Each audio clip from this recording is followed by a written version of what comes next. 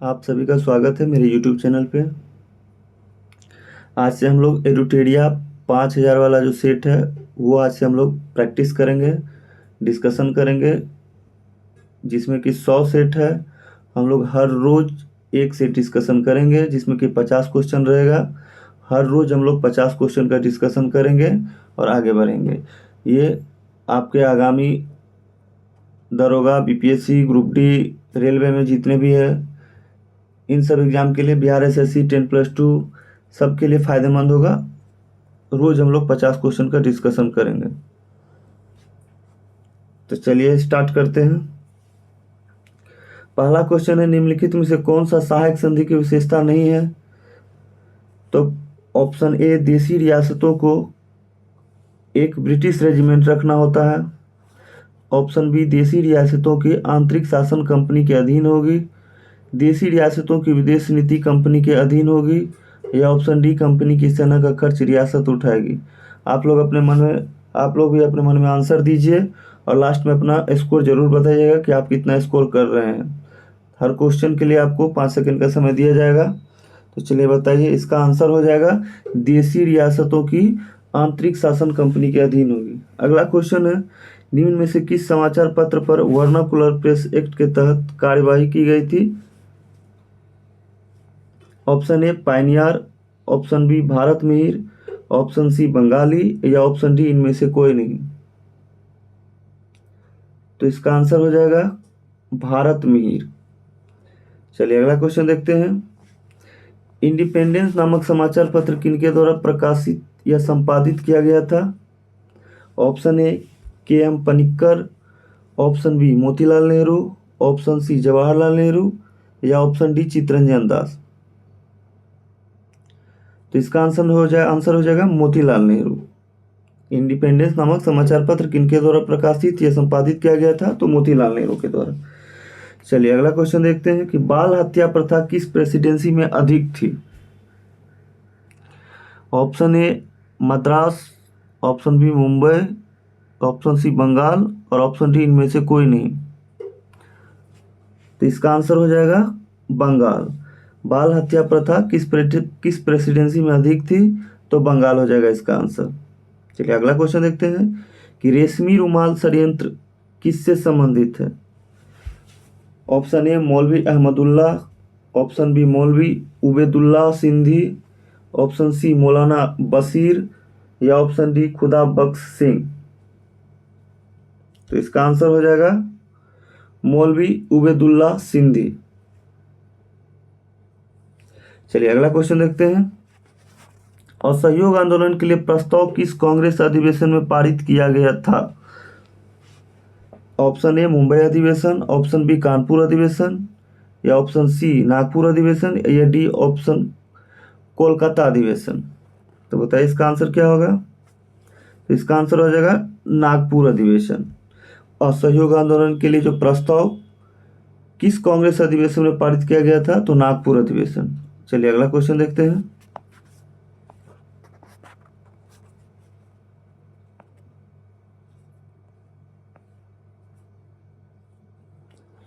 अगला क्वेश्चन है, निम्नलिखित में से कौन प्रसिद्ध जैविक हॉटस्पॉट है?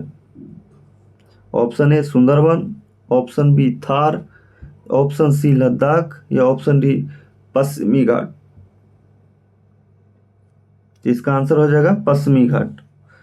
चलिए अगला क्वेश्चन देखते हैं, किस चक्र के संचालन में सौर विकिरण की महत्वपूर्ण भूमिका होती है? ऑप्शन ए, कार्बन चक्र। ऑप्शन बी, जल चक्र। ऑप्शन सी, नाइट्रोजन चक्र। या ऑप्शन डी, हाइड्रोजन चक्र। तो इसका आंसर हो जाएगा जल चक्र। किस चक्र के संचालन में सौर विकिरण की महत्वपूर्ण भूमिका होती है? तो जल चक्र हो जाएगा इसका आंसर। अगला क्वेश्चन है, गौतम बुद्ध ने संघ में भिक्षुणी स्त्री के प्रवेश की अनुमति कहाँ दी थी? तो इसका ऑप्शन है A, Vaishali. Option B, Shravasti. Option C, Rajgiri. या ऑप्शन डी, पावापुरी। तो इसका आंसर हो जाएगा वैशाली। चलिए अगला क्वेश्चन देखते हैं।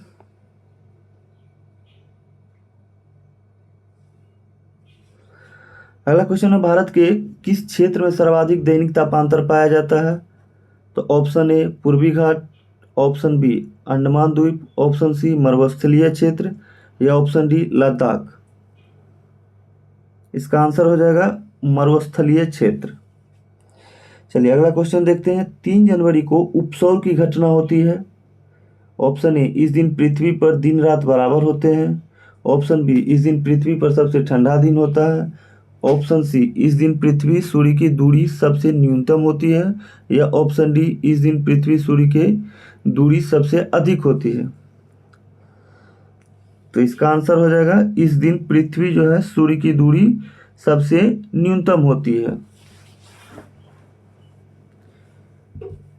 अगला क्वेश्चन देखते हैं। कौन सी भूकंप तरंगे सबसे अधिक विनाशकारी होती है? तो ऑप्शन ए पी तरंगे, ऑप्शन बी एस तरंगे, ऑप्शन सी एल तरंगे, या ऑप्शन डी इनमें से कोई नहीं। तो इसका आंसर हो जाएगा एल तरंगे। चलिए अगला क्वेश्चन देखते हैं कि निम्नलिखित में से कौन सही सुमेलित है? ऑप्शन ए रेड क्लिफ, भारत और चीन, डुरंड रेखा, भारत और पाकिस्तान, ऑप्शन सी मैग्नॉट रेखा, फ्रांस और जर्मनी, हिंडनबर्ग रेखा, फ्रांस और बेल्जियम। तो बताइए इनमें से कौन सा सही सुमेलित है? तो इसका आंसर हो जाएगा मैग्नॉट रेखा, जो कि फ्रांस और जर्मनी। रेड क्लिफ रेखा है तो रेड क्लिफ हो जाएगा भारत और पाकिस्तान। डुरंड रेखा है तो ये हो जाएगा पहले भारत पाकिस्तान, लेकिन अब जो है ये पाकिस्तान और अफगानिस्तान है। और हिंडनबर्ग जो है ये जर्मनी और पोलैंड के बीच है। चलिए अगला क्वेश्चन देखते हैं।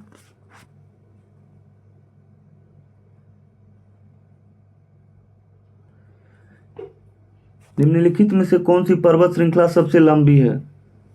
Option A Himalaya, option B Rocky, option C Alps, या ऑप्शन डी एंडीज। तो इसका आंसर हो जाएगा एंडीज पर्वत।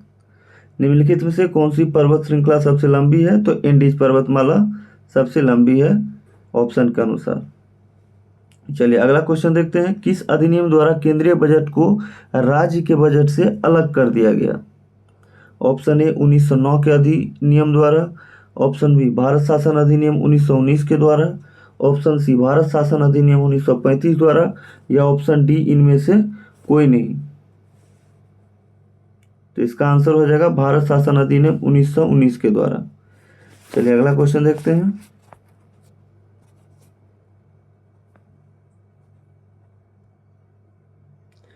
अगला क्वेश्चन है कि निम्नलिखित में से किस योजना के आधार पर संविधान सभा का गठन हुआ था? ऑप्शन ए कैबिनेट मिशन द्वारा, ऑप्शन बी क्रिप्स मिशन द्वारा, ऑप्शन सी ली कमीशन द्वारा, ऑप्शन डी होगा, यहाँ पे सी लिखा है गलती से, ऑप्शन डी होगा हंटर कमीशन। तो इसका आंसर हो जाएगा कैबिनेट मिशन। कैबिनेट मिशन कब आया था? 1946 में आया था कैबिनेट मिशन। क्रिप्स मिशन कब आया था? तो 1942 में आया था। चलिए अगला क्वेश्चन देखते हैं। अगला क्वेश्चन है अंतरिम सरकार के गठन की घोषणा कब की गई? ऑप्शन ए 22 अगस्त 1946, ऑप्शन बी 24 अगस्त 1946, ऑप्शन सी 15 अगस्त 1946, और ऑप्शन डी 7 जुलाई 1946। तो इसका आंसर हो जाएगा 24 अगस्त 1946। अंतरिम सरकार के गठन की घोषणा कब की गई थी? तो 24 अगस्त 1946 को। चलिए अगला क्वेश्चन देखते हैं कि निम्नलिखित में से कौन सा कथन सही है? पहला, जब राज्य में राष्ट्रपति शासन लागू हो तो संसद को संबंधित राज्य के लिए राज्य सूची पर कानून बनाने की शक्ति प्राप्त हो जाती है। दूसरा, राष्ट्रपति शासन के उपरांत भी संसद द्वारा बनाया गया कानून प्रभावी रहता है। तो इसका आंसर क्या होगा? ऑप्शन केवल एक, ऑप्शन बी केवल दो, ऑप्शन सी एक और दो दोनों, या ऑप्शन डी ना तो वन ना तो दो। तो इसका आंसर क्या होगा? इसका आंसर हो जाएगा एक और दो दोनों हो जाएगा, एक और दो दोनों हो जाएगा। कहता है कि पहला, जब राज्य में राष्ट्रपति शासन लागू हो तो संसद को संबंधित राज्य के लिए राज्य सूची पर कानून बनाने की शक्ति प्राप्त हो जाती, सही है। दूसरा है कि राष्ट्रपति शासन के उपरांत भी संसद द्वारा बनाया गया कानून प्रभावी रहता है, दोनों सही है। चलिए अगला क्वेश्चन देखते हैं।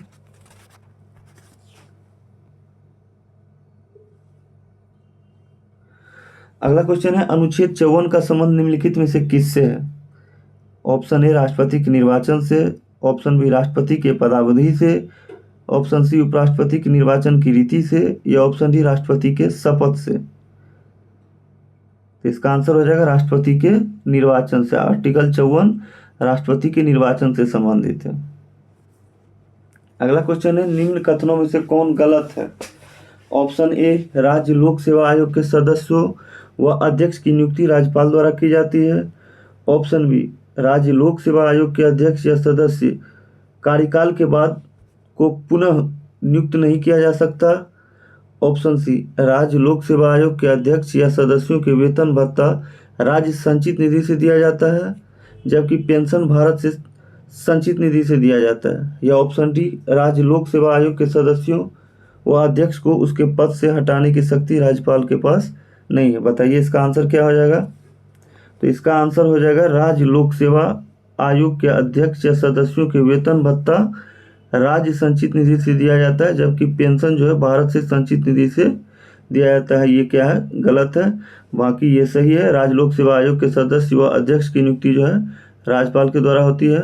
दूसरा, राज्य लोक सेवा आयोग के अध्यक्ष या सदस्य कार्यकाल के बाद को पुनः नियुक्ति नहीं किया जा सकता है। और ऑप्शन डी भी सही है कि राज्य लोक सेवा आयोग के सदस्य व अध्यक्ष को उसके पद से हटाने की शक्ति राज्यपाल के पास नहीं है। ये जो है ये हटाने की शक्ति राष्ट्रपति के पास है। ऑप्शन सी गलत है। कह रहा है कि राज्य लोक सेवा आयोग के अध्यक्ष या सदस्यों का वेतन और भत्ता राज्य संचित निधि से दिया जाता है, जबकि पेंशन जो है भारत से संचित निधि से दिया जाता है। ये गलत है। चलिए अगला क्वेश्चन देखते हैं। वित्त आयोग के संबंध में निम्न कथनों पर विचार करिए। कह रहा है कि पहला है कि वित्त आयोग में एक अध्यक्ष पद व 2 सदस्य होते हैं। दूसरा, इनका कार्यकाल राष्ट्रपति के आदेश के तहत तय होता है। ऑप्शन 3, इनकी पूर्ण नियुक्ति नहीं हो सकती है। तो कह रहा है कि उपयुक्त में से कौन गलत है? केवल एक, या केवल 1 और 3, या केवल 1 और 2, या डी 1 2 3 तीनों। इसका आंसर हो जाएगा केवल 1 और 3। ये गलत है। 1 और 3 केवल गलत है। तो एक में क्या है? एक में है कि वित्त आयोग में एक अध्यक्ष पद व 2 सदस्य होते हैं। और 3 होगा इनकी पूर्ण नियुक्ति नहीं हो सकती। ये गलत है। 1 और 3 गलत है। बाकी 2 सही है। इनका कार्यकाल राष्ट्रपति के आदेश के तहत तय होता है। तो इसका आंसर क्या हो जाएगा? 1 और 3 गलत है। अगला क्वेश्चन है कि निम्न में से कौन आरबीआई की मौद्रिक नीति के मात्रात्मक उपकरण है? 1 वैधानिक तरलता अनुपात, 2 नगद आरक्षित अनुपात, या 3 खुले बाजार की क्रियाएं। इसका ऑप्शन हो जाएगा ए केवल 1, ऑप्शन बी केवल 2, ऑप्शन सी केवल 1 और 2, या ऑप्शन डी 1 2 3 तीनों। तो इसका आंसर हो जाएगा 1 2 3 तीनों हो जाएगा इसका आंसर। वैधानिक तरलता अनुपात, नगद आरक्षित अनुपात, या खुले बाजार की क्रियाएं, तीनों हो जाएगा इसका आंसर। चलिए अगला क्वेश्चन देखते हैं। प्रधानमंत्री किसान संपदा योजना का मुख्य उद्देश्य है। प्रधानमंत्री किसान संपदा योजना का मुख्य उद्देश्य है, क्या है मुख्य उद्देश्य? बताइए, आंसर दीजिए। ऑप्शन ए कृषि उत्पादन में वृद्धि, ऑप्शन बी आसान कृषि ऋण, ऑप्शन सी खाद्य प्रसंस्करण को बढ़ावा देना, या ऑप्शन डी किसानों को प्रशिक्षण। तो इसका आंसर हो जाएगा ऑप्शन सी खाद्य प्रसंस्करण को बढ़ावा देना। अगला क्वेश्चन है, निम्नलिखित में से कौन सी समिति FRBM अधिनियम से संबंधित है? तो ऑप्शन ए डॉक्टर रघुराम राजन समिति, ऑप्शन बी विजय कलेकर समिति, ऑप्शन सी विमल जालान समिति, या ऑप्शन डी NK सिंह समिति। तो इसका आंसर हो जाएगा NK सिंह समिति जो है ये समिति FRBM अधिनियम से संबंधित है। अगला क्वेश्चन है कि निम्नलिखित में से कौन सा संस्थान न्यूनतम समर्थन मूल्य MSP के बारे में भारत सरकार को सिफारिश करता है?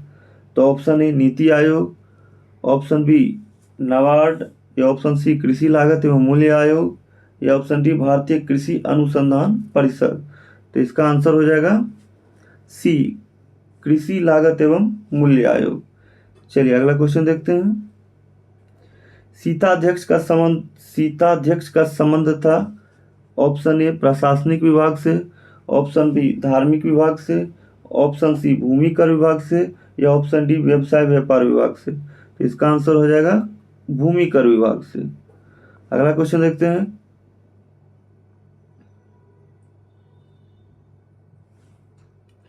कश्मीर के क्षेत्रीय इतिहास का सजीव वर्णन मिलता है किसमें? ऑप्शन ए किताबुल रहला में, ऑप्शन बी किताबुल हिंद में, ऑप्शन सी तुगलकनामा में, या ऑप्शन डी राजतरंगिणी में। तो इसका आंसर हो जाएगा राजतरंगिणी में। अगला क्वेश्चन है, सिजदा व पेबोस प्रथाओं की शुरुआत निम्न में से किसने किया था? Option A Iltutmish, option B Balban, option C Mahmud Ghaznavi, या ऑप्शन डी अकबर। तो इसका हो जाएगा आंसर बी बलबन। चलिए अगला क्वेश्चन देखते हैं। उतवी कौन था? ऑप्शन ए इतिहासकार, बी एक सैनिक, ऑप्शन सी प्रसिद्ध शासक, या ऑप्शन डी इनमें से कोई नहीं। तो इसका आंसर हो जाएगा एक इतिहासकार था उतवी, जो कि अकबर के दरबार में रहते थे। तो उतवी कौन था? एक इतिहासकार था। अगला क्वेश्चन है, शेरशाह के बारे में कौन कथन जो है असत्य है? शेरशाह के बारे में कौन सा कथन असत्य है? तो पहला, शेरशाह ने बिलग्राम युद्ध विजय के बाद द्वितीय अफगान राज्य की स्थापना दिल्ली पर की। दूसरा, शेरशाह ने उपज का 1/3 भाग कर के रूप में निर्धारित किया, या ऑप्शन सी शेरशाह का मकबरा दिल्ली में है, या ऑप्शन डी शेरशाह के द्वारा भूमि की पैमाइश हेतु सन की डंडी सिकंदरी गज का प्रयोग किया गया था। तो कह रहा है असत्य कौन सा है? तो असत्य हो जाएगा ऑप्शन सी शेरशाह का मकबरा दिल्ली में है। तो ये गलत हो जाएगा। शेरशाह का मकबरा जो है वो कहाँ है? तो सासाराम में है शेरशाह का मकबरा। चलिए अगला क्वेश्चन देखते हैं। किस प्रसिद्ध शासक के द्वारा अमुक्त मूल्यवाद लिखी गई? तो अमुक्त मूल्यवाद किसके द्वारा लिखी गई? ऑप्शन ए देवराय द्वितीय के द्वारा, ऑप्शन बी अच्युत राय देवराय के द्वारा, ऑप्शन सी कृष्णदेव राय के द्वारा, या ऑप्शन डी देवराय प्रथम के द्वारा। तो इसका आंसर हो जाएगा ऑप्शन सी कृष्णदेव राय। अगला क्वेश्चन है, दिल्ली सल्तनत के सभी सुल्तानों में सर्वाधिक समय तक शासन निम्नलिखित में से किसने किया? Option A Bahlol Lodi, option B Alauddin Khilji, या ऑप्शन सी फिरोज शाह तुगलक, या ऑप्शन डी मोहम्मद बिन तुगलक। तो इसका आंसर हो जाएगा बहलोल लोदी, ऑप्शन ए। अगला क्वेश्चन है, निम्नलिखित में से कौन सा पदार्थ केंद्रक में सर्वाधिक मात्रा में पाया जाता है? Option A carbohydrate, option B protein, option C phospholipids, या ऑप्शन डी डीएनए। तो इसका आंसर हो जाएगा बी प्रोटीन। चलिए अगला क्वेश्चन देखते हैं।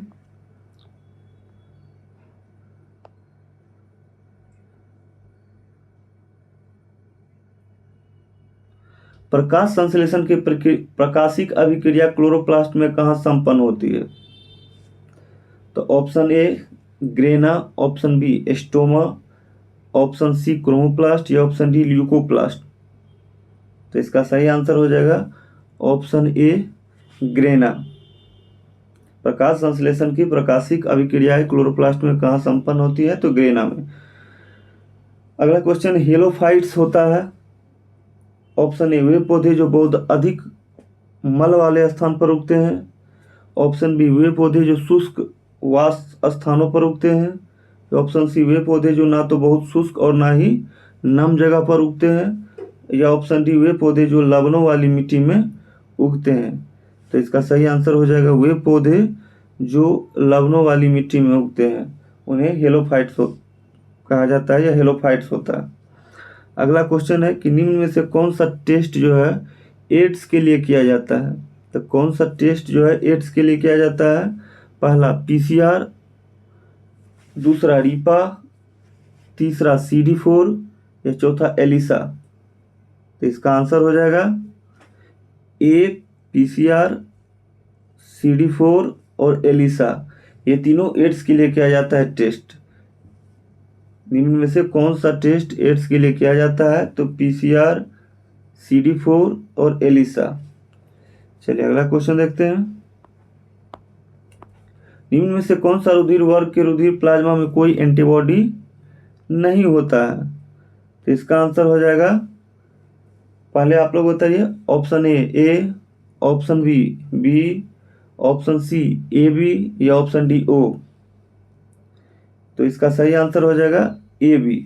कह रहा है कि कौन सा रुधिर प्लाज्मा में कोई एंटीबॉडी नहीं होता है, तो AB में जो है कोई एंटीबॉडी नहीं होता। अगला क्वेश्चन देखते हैं कि ट्रिपल वैक्सीन DPT में कौन सा एक नहीं होता है? DPT में पूछ रहा है कि इनमें से कौन सा एक नहीं होता है। Option A diphtheria, option B पीलिया, ऑप्शन सी पर्टुसिस या ऑप्शन डी टिटनेस। तो इसका आंसर हो जाएगा पीलिया। ट्रिपल वैक्सीन DPT में कौन सा एक वैक्सीन नहीं होता है? तो इसका आंसर क्या होगा? इसका आंसर हो जाएगा पीलिया। चलिए अगला क्वेश्चन देखते हैं कि अल्फा कण का द्रव्यमान हीलियम के एक अणु के बराबर होता है, इसके आवेश किसके बराबर होते हैं? तो इसका आंसर क्या होगा? इसका आंसर हो जाएगा 2 प्रोटॉन के।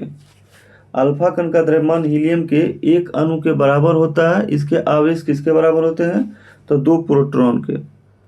अगला क्वेश्चन है, न्यूटन के किस गतिकी नियम से बल का व्यंजक प्राप्त होता है? तो ऑप्शन ए प्रथम गतिकी नियम, ऑप्शन बी द्वितीय गतिकी नियम, या ऑप्शन सी तृतीय गतिकी नियम, या ऑप्शन डी इनमें से कोई नहीं। तो इसका आंसर हो जाएगा द्वितीय गतिकी नियम। न्यूटन के किस गतिकी नियम से बल व्यंजक प्राप्त होता है? तो द्वितीय गतिकी नियम। अगला क्वेश्चन है, सिलिकॉन, जर्मेनियम, कार्बन आदि पदार्थों की प्रतिरोधकता ताप बढ़ने पर क्या होती है?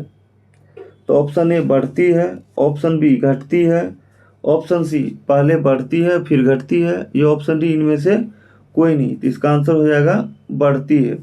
सिलिकॉन, जर्मेनियम, कार्बन आदि पदार्थों की प्रतिरोधकता ताप बढ़ने पर क्या होती है? तो बढ़ती है। चलिए अगला क्वेश्चन देखते हैं। निम्न में से किस तत्व का सर्वाधिक समस्थानिक होता है? Option A lithium, option B oxygen, option C uranium, या ऑप्शन डी पोलिनियम। तो इसका आंसर हो जाएगा पोलिनियम। निम्न में से किस तत्व का सर्वाधिक समस्थानिक होता है? तो पोलिनियम का। अगला क्वेश्चन है, हाइड्रोजन को जलाने से क्या बनेगा? ऑप्शन ए पानी, option B oxygen, option C राख, या ऑप्शन डी बर्फ। इसका आंसर हो जाएगा पानी। हाइड्रोजन को अगर जलाएंगे तो पानी बनेगा। अगला क्वेश्चन है कि ग्रेफीन होता है, ऑप्शन ए कार्बन मिश्र धातु, ऑप्शन बी कार्बन का नैनो प्रतिरूप, ऑप्शन सी कार्बन का संभारिक, या ऑप्शन डी कार्बन का समस्थानिक। इसका आंसर हो जाएगा कार्बन का नैनो प्रतिरूप। चलिए अगला क्वेश्चन देखते हैं।